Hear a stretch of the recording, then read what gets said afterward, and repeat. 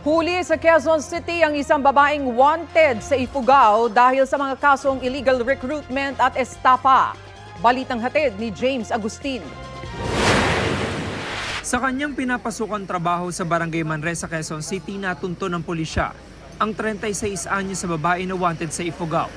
Siya ang subject ng 2 arrest warrant para sa mga kasong illegal recruitment at estafa.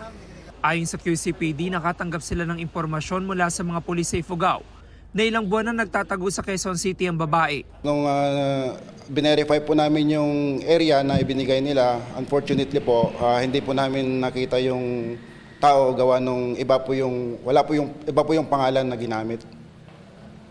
Saan, sir? Sa trabaho pa? Sa trabaho po. Bali na masukan po ito bilang sa isang veterinary clinic po. Nung bandang huli po, umamin din po siya. March 2024 na maisampa ang mga kaso laban sa babae at 4 na iba pa. Inilabas ang arrest warrant matapos ang 2 buwan. Base po dun sa binigay na info sa amin, sir, nagre-recruit po sila ng mga gustong pumunta abroad.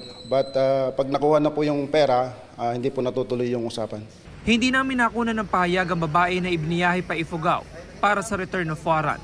James Agustin, nagbabalita para sa GMA Integrated News.